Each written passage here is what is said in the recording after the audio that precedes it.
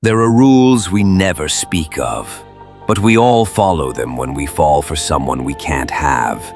You don't confess, you don't hope, and above all, you don't let your heart show. You start by pretending it's nothing, just a little admiration, a small crush. But over time it grows, quietly, deeply, like a secret garden only you can walk through. And in that garden, you memorize everything. The way they laugh, the way their eyes linger on sunsets, the way they say your name like it's just a word and not your whole.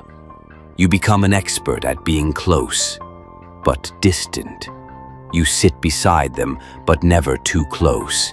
You smile, but not too long. You look, and then quickly look away, because anything more would be a confession.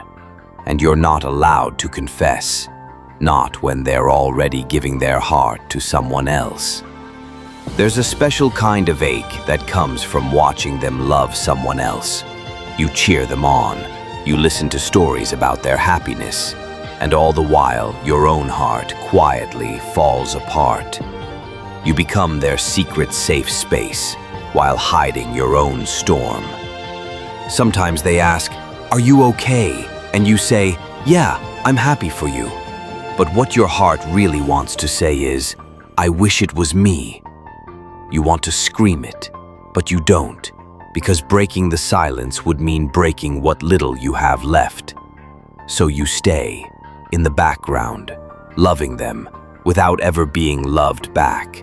Not out loud anyway, but in the little ways, in remembering their coffee order, in texting good luck before their big day, in being there, always, even when they never really ask you to be.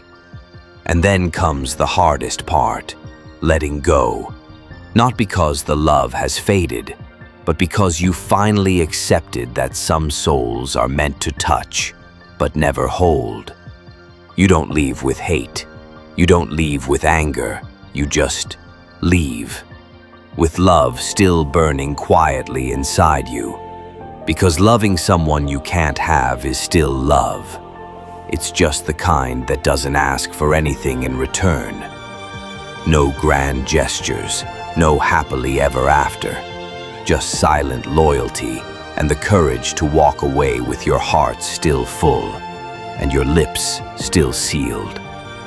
So if you've ever loved someone in silence, I want you to know it was real, even if they never knew, even if it never became a story worth telling out loud. It was still a chapter in your heart that mattered. That's as some love stories aren't meant to be loud. They aren't meant to end in weddings or goodbyes. They just exist. And maybe that's enough. So you let them go, not because you stopped loving them, but because loving them was never about possession.